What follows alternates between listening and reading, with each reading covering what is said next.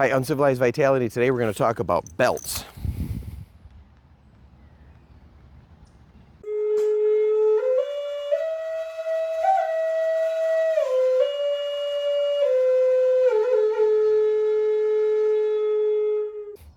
All right, let's talk about belts. So this is for your fieldcraft week. This is some advice on when you get out in the field and you're on campaign or you're just out hiking.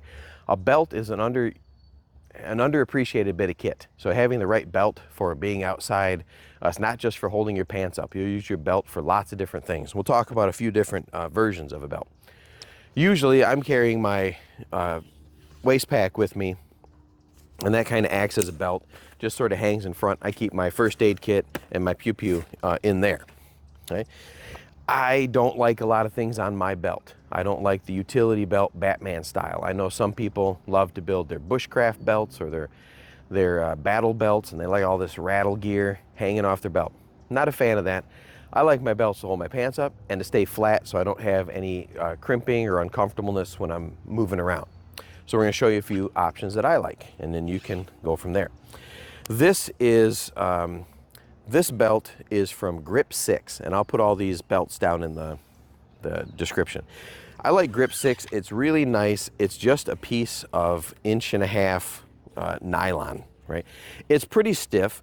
It's not quite, and I should point out, we're not talking about gun belts here. So I'm not talking about you're carrying concealed with a large pistol, or you're going to the range and you need a really stiff belt, a gun belt. I'm talking just daily use belts.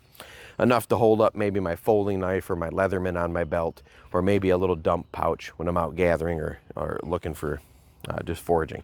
So this one's just 1.5 inch, nice nylon. And you just take this little curved buckle, and this is our custom buckle from Grip 6 for the Uncivilized Vitality. And you just run that through. Run that through the belt. Buckle one side, and it's got this little nylon that catches it. And then when the belt comes around the other side and wraps around, I just feed this nylon in behind it. So I bend the buckle a little, feed it in, and then when it pulls, it pinches that nylon, and the tail is tucked behind the buckle. So it's pretty neat. It's nice, low profile. It lays pretty flat. It does have a metal buckle, but it's curved, and I find this one pretty comfortable for day to day.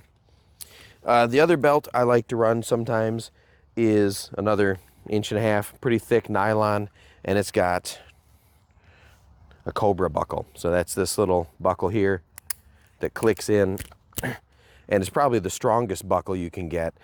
This is good on like a rigger's belt, or if you had a D-ring here, you could use that in emergencies as kind of a harness. This one just holds in with friction, and it's got these two little wings that you push, and pull with my left, and pops that right out. This one, these are quite nice. However, these are preset. Once you put it around, they're not very adjustable like the Grip 6. If we go to the all-you-can-eat barbecue and I need to loosen my belt a little bit, the Grip 6 just slides open a little bit. The Cobra buckle does not. It is set it and forget it once it's in your jeans or your pants. There you go. This buckle is also metal and a little bit more intrusive than the Grip 6. Doesn't lay flat. Sometimes this one's not as comfortable. So the belt I wear probably most that I really like is this one from Dynamis. Okay, the Cobra buckles you can get from a variety of manufacturers.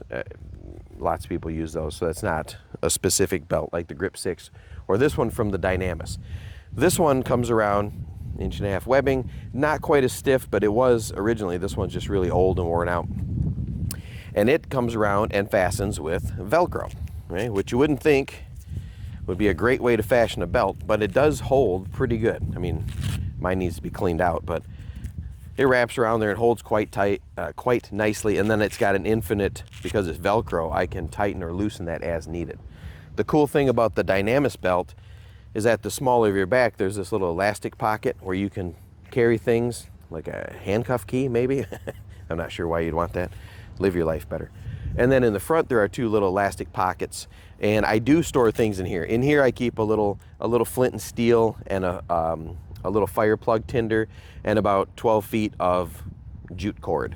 And in this other pocket, I keep just like a $20 bill in case I lose my wallet or something. But you can stash whatever you want in there. copies of your IDs, all sorts of things you can put in there. Dynamis advertises, or at least they used to, I don't know if they do anymore, that you can drop a couple dollars worth of quarters in each of those pockets, and for $4 now you've got a built-in SAP. But since those are illegal, don't do that. But if you stored your change in your belt and you had to whip your belt off and whip someone's ass with it, in self-defense only, then this would be a great belt for that. So I like the Dynamis. You could go with just a straight up old-fashioned leather belt, right, with a double prong catch, the old-fashioned leather belt. It's got a variety, it's got holes all the way around, evenly spaced, so it gives you some adjustability. But just like the Cobra buckle, once you set that in there, you've only got about an inch in either direction. You can adjust that. So these work just fine. You could get a larger leather belt. This is over 2-inch wide belt, but this is for my kilt. So this one, I've seen 4-inch leather belts for your kilts. This one holds my kilt in place, my great kilt, when I'm wearing it. And it's kind of a thick belt. It wouldn't be necessarily for bushcrafting, but it is very stiff unless I were bushcrafting, unless I were carrying a gun or something heavy on this. This is usually just to hold up my kilt. Another version of that would be the leather belt that my wife uses for her kilt, or her Arised, which is what you would call a ring belt. It's just a long, thin strip of leather with a metal ring on the end, and there's no fasteners, so she would just bring that around and tie a little overhand knot that would hang down, and that would tighten her belt up. Okay? So that would hold there with just a simple knot. Obviously, my wife's not that big around, but usually when she's wearing it, you get more of a knot like this, and you've got that long piece hanging down, is somewhat decorative, and you can use it for other things. You can use that to gather up your Arised and then tie it to hold it up. She has a little ring thing that hangs down too, you can tie in. So an old-fashioned ring belt just uses a simple overhand knot to keep it in place, infinitely adjustable. Another thing you can do in a pinch, you don't have a belt to hold your pants up, is just grab your fast rope and bring that around, and then you just tie a simple square knot. Right goes over left, up behind both layers, and then in this fast rope, the two knots would just kind of hold that in place. If I needed that a little sturdier, I'm holding a blanket shut or a poncho around me in the inclement weather, I could just finish the square knot, tuck that knot through, and now I've got a belt that would hold my robe or something shut, or my pants up. Right?